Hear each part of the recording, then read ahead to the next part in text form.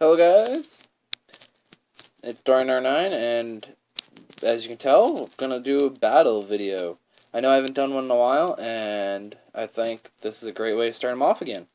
So as you can see, I'm against my friend Wolven here. It was a battle at a local tournament, and it was OU style, but as you can see, his team was not OU, not fully.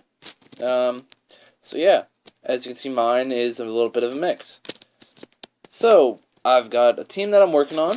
I'm going to change a few things about it, but it's what I tried tonight, and it worked pretty alright. It didn't do the greatest, but definitely worth building on.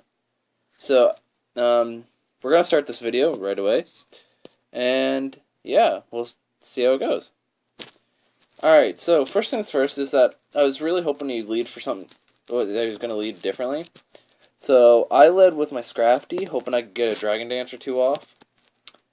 But the problem was that his lead, although I could have still stayed in, it was not my ideal lead to go against. So I went into the Magna Zone, expecting a flying type move, so just Calm Mind, and I was like, alright, I'm not too scared.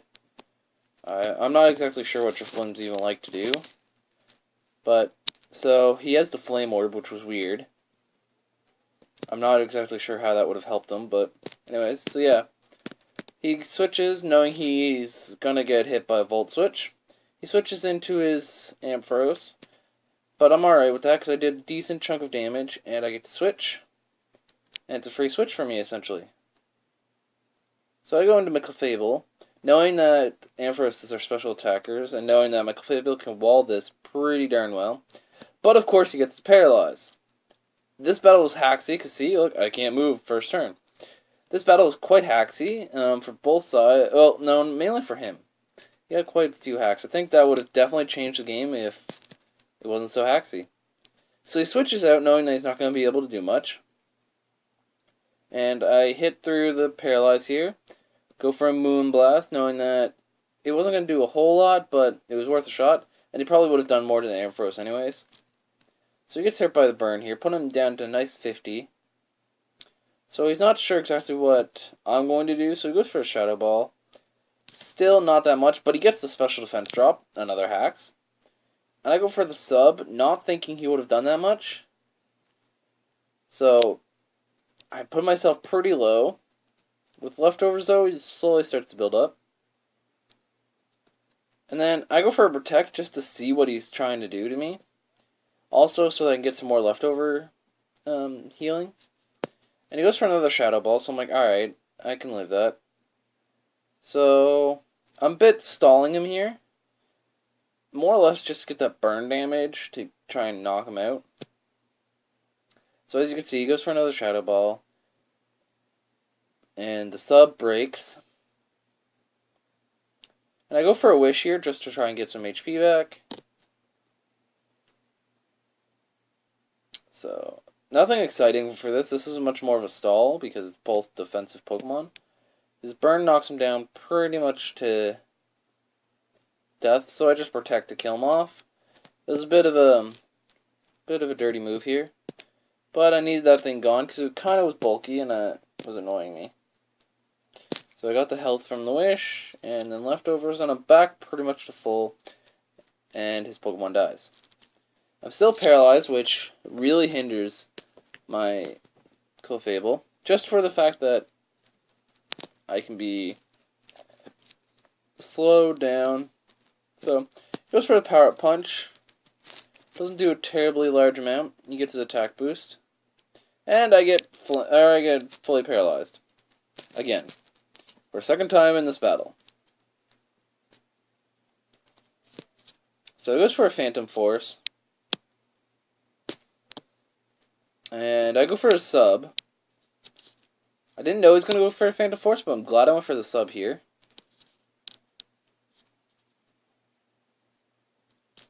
So knowing that his Phantom Force was going to go, and he'd even hit through Protect, I decided to actually do some damage here, let the sub break, and just Moonblast him. So this is where it gets pretty stally and lengthy, because the next couple turns is essentially just us feeling each other out. Like, his Trevenant stays on the field for quite a while. I go into Scrafty to see if I can get an Ice Punch off, but I forgot that the Power Up Punch was there, and he's already used one. So now he's at a +2. So I go for a Dragon Dance just to see if I can outspeed him. And he goes for Trick Room. This kind of messed me up entirely, because my whole team is pretty fast, except for the Magnezone and the Clefable. So, this Power Up Punch almost kills me. I have Citrus Berry on my Scraggy, just to durability. And I go for the Ice Punch, just to see what I can do. And I almost take him out. Almost. Of course, he has the Citrus Berry as well, and of course he's Harvest.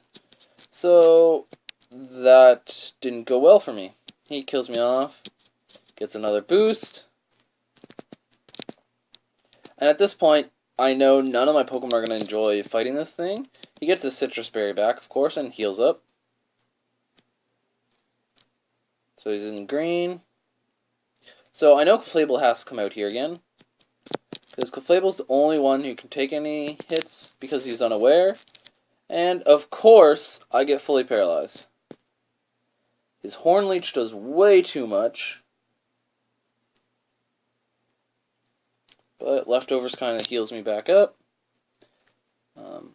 If I wasn't fully paralyzed, I'm not sure what I would have went with. He gets another Harvest here. So I go for a Wish, knowing that he's going to knock me down quite a bit here.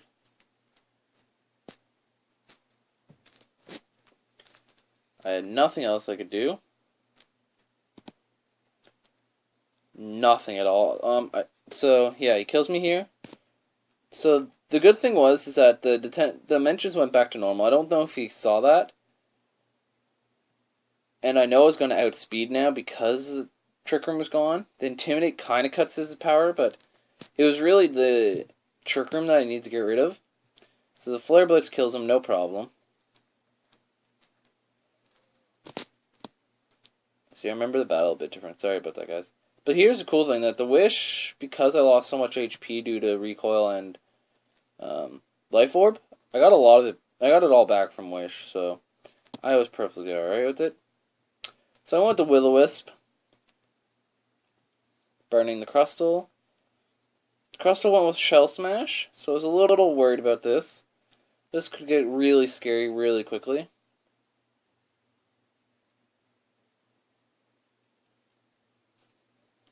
And I know I needed my Intimidate.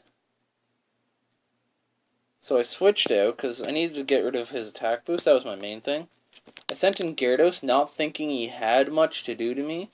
I also predicted the Earthquake. Pretty well there. Problem is that he went for a Stone Edge and killed me next turn. Gyarados did nothing in this battle for me, but later on in the night he did, so still going to use him. Probably going to Mega him this time, because I chose to go with Life Orb Gyarados, but I think Mega might be the better choice. I went in the Magnezone just so I could get a special attack Flash Cannon off, and because I know Stone Edge isn't going to do a terribly large amount, even with a +1, especially not to his Magnezone. So he did his work. I wasn't scared of the Ampharos, but I knew it could do some work on me. My Gyarados was gone, so the biggest threat against this thing was already gone. So the thing that caught me by surprise is I forgot that it had Mold Breaker for a second.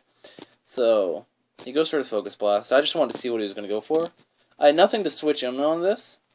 So he goes for Agility, making his Ampharos a little faster. He survives the Flash Cannon with a decent amount, like a little more than 50. He resisted, but I had nothing that wanted to switch in on a Focus Blast. So I had to sack Magnezone. I thought Magnezone would live it, but I forgot that it wouldn't because of Mold Breaker. So I was pretty sure that my Arcanine could kill it with extreme speed, so I sent this thing out. It's a good revenge killer. So, and it did do the trick. Almost, that's right. It almost did the trick. So the Thunderbolt takes me out, no problem. Oh no, it doesn't. Right. I survived at extreme speed. Yeah, see, that's why I thought I took it out. So yeah, extreme speed kills the thing. And then he still has his one Pokemon left. Which, Vanillux, I think he had one. He had one or two. But if Flare Blades this, that was not a worry. Take it down in one shot, killed myself. Oh, I know, he had Focus Sash. Right, I was really cut off because I was like, why? But then he was burned by my Flare Blades, so I finally got a hacks in this game. But I killed myself, but then Burn killed him. I totally forgot how that play went. Now I remember it, and that was a funny play. So, now it's down to my Porygon Z, and I believe, yeah, it's Espeon. And we weren't sure how this was going to go down. This is a 1-0 win. But I was surprised he went with Calm Mind. I think if he went with Psychic, he would have had game. But he went for a Calm Mind, I think, trying to make it a surefire win. But unfortunately, the Tri-Attack from an Adaptability Choice Specs, Porygon Z, was enough to take him out, even with a +1 special defense. So yeah, that was the battle, guys. I hope you enjoy. Sorry for the shakiness. I don't got a good camera for this. Okay, it looks good, decent quality, so... Alright, well, if you guys like, please hit the like button, show support, and I'm out. Peace!